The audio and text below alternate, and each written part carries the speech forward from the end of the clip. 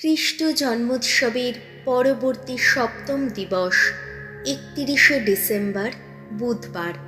প্রথম পাঠ প্রেরিত দূত যোহনের প্রথম ধর্মপত্র, 2 অধ্যায়, পদ সংখ্যা 18 থেকে 21। তোমরা সেই পবিত্র জনের কাছ থেকে পরম অভ্যঞ্জন পেয়েছ। আমার স্নেহী সন্তানেরা, জগতের সেই অন্তিম প্রহর এখন এসে গেছে। তোমরা শুনেছ যে সেই খ্রিস্ট শত্রু আসবে, আর এখন তো ওই রকম অনেক খ্রিস্ট শত্রু দেখা দিয়েছে। এতেই আমরা বুঝতে পারছি সেই অন্তিম প্রহর এখন এসে গেছে।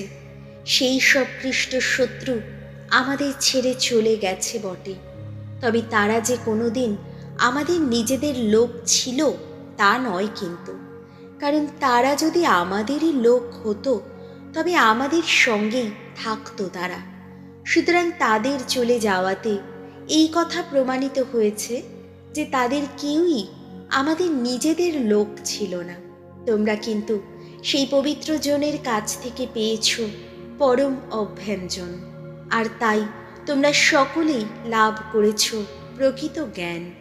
তোমাদের কাছে আমার এই সব কথা লেখার কারণ এই নয় যে তোমরা সত্যকে জানো না, বরং তার কারণ সত্যকে তোমরা জানোই, আর এও জানো যে সত্য থেকে কোনো মিথ্যাই আসে না কখনো।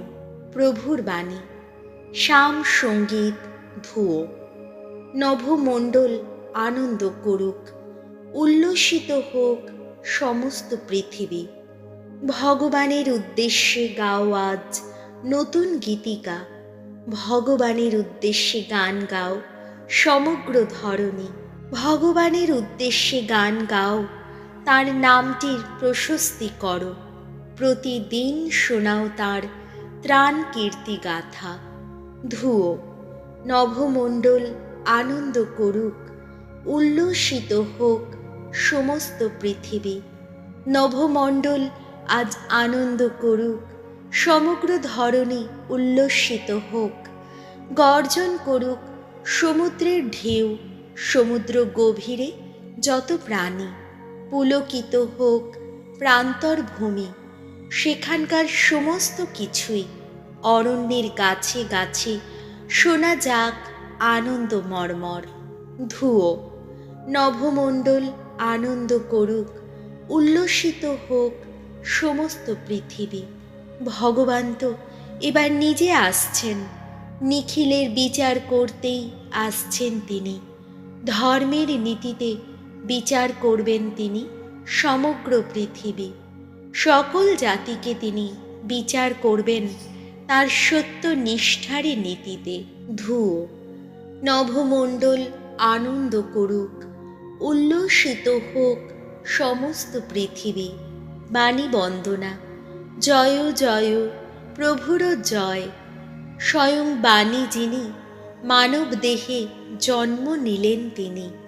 বাস করলেন আমাদেরই মাঝখানে। যারা তাঁকে গ্রহণ করে তারা সকলেই পায় ঈশ্বর সন্তান হওয়ার সুমহান অধিকার।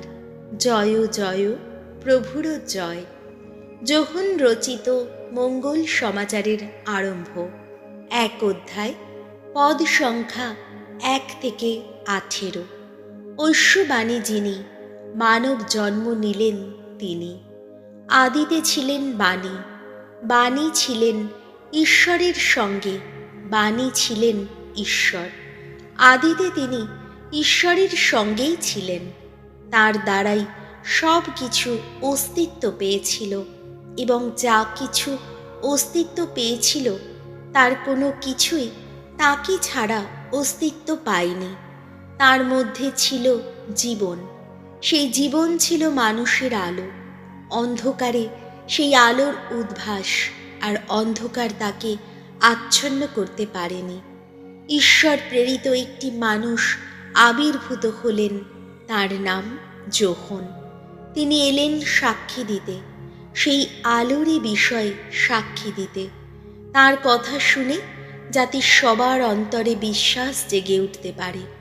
তিনি নিজে সেই আলো ছিলেন না, কিন্তু সেই আলোর বিষয়ে সাক্ষী দিতেই এসেছিলেন, যিনি সেই সত্যকার আলো, যে আলো প্রতিটি মানুষের অন্তর উদ্ভাসিত করে।